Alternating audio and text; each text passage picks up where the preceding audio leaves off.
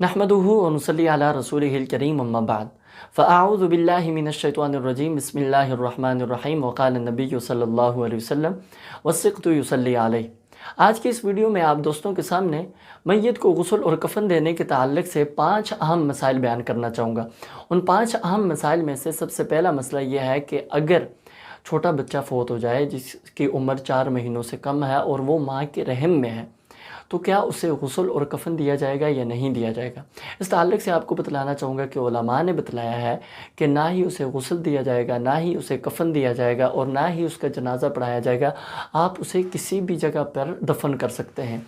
और अगर छोटे बच्चे की उम्र 4 महीनों से ज़्यादा है तो आपने उसे गुस्ल भी देना है, कफ़न भी देना है और आपने उसका जनाज़ा भी पढ़ाना है अगर आप पढ़ाना चाहें। तो ये फ़र्ज़ किफ़ाया नहीं है, आपकी मर्ज़ी पे है। अगर आप इसे पढ़ना चाहते हैं तो पढ़ लें, नहीं पढ़ना चाहते तो आप गुनहगार नहीं हैं। इस ताल्लुक़ से सुनन नबी दाऊद के अंदर हदीस मौजूद है। हदीस नंबर है 3180, जिसमें नबी करीम सल्लल्लाहु अलैहि वसल्लम ने इरशाद फरमाया वस्सिक़्तु युसल्ली अलैहि। जो 4 महीनों से ज़्यादा के बच्चे हैं ना, उनका जनाज़ा आप पढ़ सकते हैं। और आपको बतलाऊँ कि ये फ़र्ज़ किफ़ाया नहीं है, ये मुस्तहब अमल है। दोस्तों, जैसा कि मैंने आपको बतलाया कि ये फ़र्ज़ किफ़ाया नहीं है, आप अगर इसको पढ़ना चाहें तो पढ़ सकते हैं, अगर नहीं पढ़ना चाहते तो भी कोई हरज की बात नहीं है। इसकी दलील क्या है?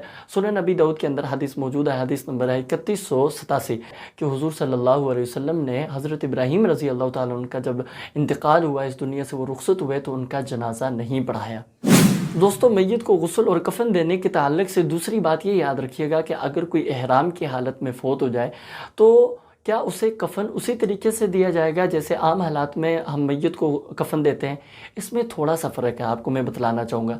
फ़र्क क्या है कि जो इहराम की हालत में फ़ौत होगा ना, तो उसे 2 चादरों में, जो इहराम की 2 चादरें हैं ना, उसी में उसे कफ़न दिया जाएगा। इस ताल्लुक़ से सही मुस्लिम के अंदर हदीस मौजूद है। हदीस नंबर है 1206। नबी करीम सल्लल्लाहु अलैहि वसल्लम ने इरशाद फरमाया वकफ़िनू फ़ी सौबैहि।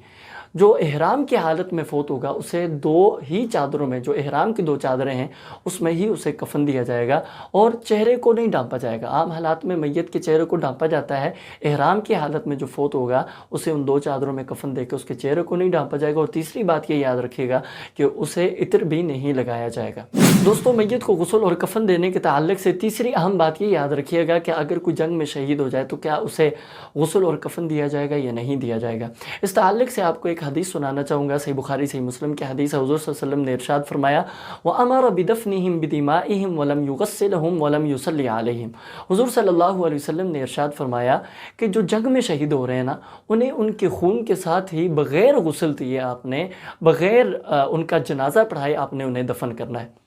आपको बतलाना चाहूँगा, हुज़ूर सल्लल्लाहु अलैहि वसल्लम ने हज़रत हमज़ा रज़ी अल्लाह ताला अन्हु का उहद में जो शहीद हुए उनमें से हज़रत हमज़ा का रज़ी अल्लाह अन्हु इनका जनाज़ा पढ़ाया। इनके अलावा बाकी जितने भी शुहदा थे उनका जनाज़ा हुज़ूर सल्लल्लाहु अलैहि वसल्लम ने नहीं पढ़ाया। तो यहाँ पे भी आप अगर पढ़ना चाहें किसी शहीद का जनाज़ा तो पढ़ सकते हैं, लेकिन ये आप पे फ़र्ज़ किफ़ाया नहीं जैसे आम हालात में हम जनाज़ा पढ़ते हैं। दोस्तों, इस ताल्लुक़ से ये बात भी याद रखिएगा कि अगर कोई जंग में शहीद हो जाए तो उसे कफ़न देने का तरीका भी थोड़ा सा अलग है। वो क्या है कि हुज़ूर सल्लल्लाहु अलैहि वसल्लम ने हज़रत मुसअब बिन उमैर रज़ी अल्लाह ताला अन्हु को कैसे कफ़न दिया था? उनके कपड़ों के ऊपर उन्हें कफ़न दिया था। मतलब आपके पास जो कपड़ा, जो चादर मुयस्सर है, आपने मैयत के कपड़ों के ऊपर, जो शहीद है ना, उसके कपड़े नहीं उतारने, उसके कपड़ों के ऊपर ही कफ़न देना है। दोस्तों, ये तमाम की तमाम बातें उन शुहदा के लिए थी जो जंग के मैदान में शहीद होने वाले हैं। अगर कोई घर में शहीद होता है, जैसे कि हुज़ूर सल्लल्लाहु अलैहि वसल्लम का फरमान सही बुखारी सही मुस्लिम में मौजूद है। हुज़ूर सल्लल्लाहु अलैहि वसल्लम ने इरशाद फरमाया कि जो पेट की बीमारी की वजह से फ़ौत हो जाता है वो भी शहीद है, और जो ताउन की वजह से फ़ौत हो जाता है वो भी शहीद है। ग़र्क़ होने वाला जो है, वो जो ग़र्क़ होकर मर जाता है वो भी शहीद है। तो और भी शहीद की कई सारी किस्में हुज़ूर सल्लल्लाहु अलैहि वसल्लम ने बतलाई हैं। अगर कोई भी शहीद हमें मिलता है, मतलब जो घर में शहीद होने वाला है लेकिन जंग के मैदान में नहीं शहीद हुआ, तो उसे गुस्ल भी दिया जाएगा, कफ़न भी दिया जाएगा, उसका जनाज़ा पढ़ना ये फ़र्ज़ किफ़ाया है। मिसाल हमारे पास मौजूद है सैयदना हज़रत उमर फ़ारूक, हज़रत सैयदना उस्मान गनी और हज़रत सैयदना अली रज़ी अल्लाह अन्हु की, कि इन्हें जंग के मैदान में नहीं शहीद किया गया, इनको शहीद किया गया लेकिन ये जंग के मैदान में नहीं थे। इनको गुस्ल भी दिया गया, इनको कफ़न भी दिया गया और इनका जनाज़ा भी पढ़ाया गया। दोस्तों, मैयत को गुस्ल और कफ़न देने के ताल्लुक़ से चौथी बात आपको ये बतलाना चाहूँगा, क्या میت کو غسل دینے والے پر بھی غسل کرنا واجب ہے یا نہیں۔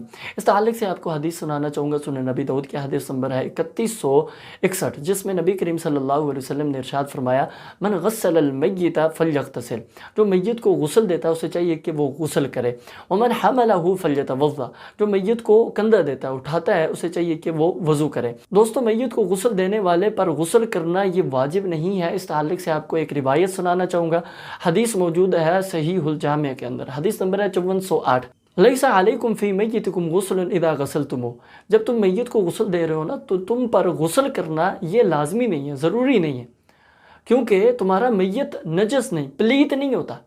اور حضور صلی اللہ علیہ وسلم نے ارشاد فرمایا تمہارے لیے یہ کافی ہے کہ تم صرف اپنے ہاتھوں کو دھو لو، ہاتھوں کو دھونا کافی ہے۔ دوستو اس تعلق سے حضرت عبداللہ بن عباس رضی اللہ تعالیٰ عنہ کا بھی ایک قول ہے، وہ بتلاتے ہیں کہ ہمارے زمانے میں میت کو غسل دینے والا غسل کرتا بھی تھا اور میت کو غسل دینے والا غسل نہیں بھی کرتا تھا۔ تو اگر آپ غسل کرنا چاہتے ہیں، اگر آپ کو ضرورت ہے تو آپ غسل کریں، اور اگر آپ کو ضرورت نہیں تو آپ غسل نہ بھی کریں، تو اس میں کوئی حرج کی بات نہیں ہے۔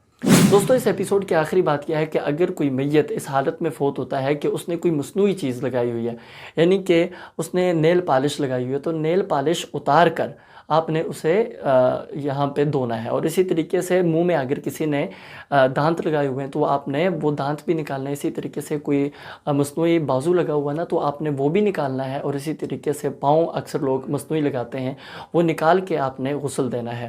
تو یہ کچھ اہم باتیں تھیں جو میں نے آپ کے سامنے رکھی۔ انشاءاللہ زندگی رہی آپ سے پھر ملاقات ہوگی۔ اگر آپ نے اس ویڈیو سے کوئی نئی بات سیکھی ہے تو اس ویڈیو کو آگے شیئر کریں تاکہ لوگ بھی اس سے فائدہ حاصل کریں۔ وآخر دعوانا ان الحمدللہ رب العالمین۔